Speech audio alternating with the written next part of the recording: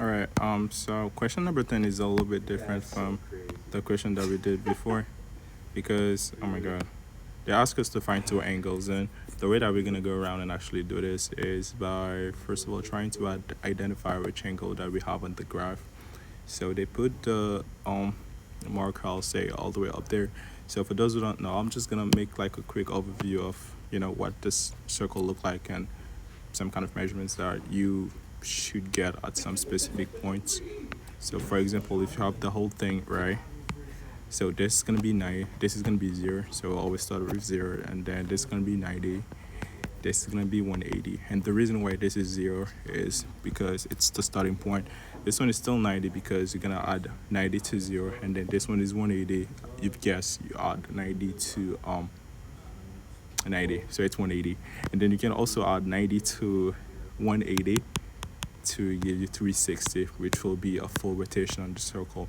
So right now they put the point or the marker all the way up there at 180. So we know that the angle, maybe like the point that they're talking about, is 180.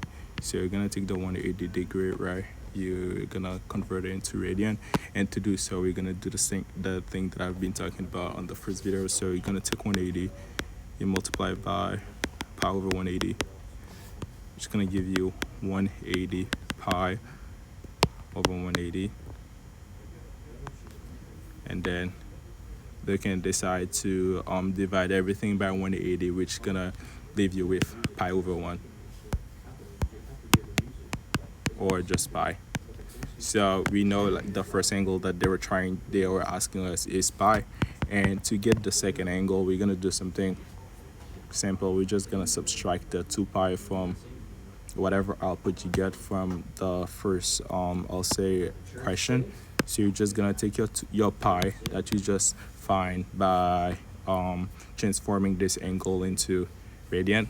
You're gonna subtract 2 pi, which is gonna leave you with 1 pi, because -2, and you already know when you're subtracting or adding, you take the sign of the, I'll say, the greater number, so the higher number. So you're just gonna take the sign of -2.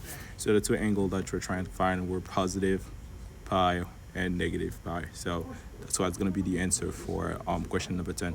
So I do know that this might require more explanation, so feel free to let me know and I'll just do it.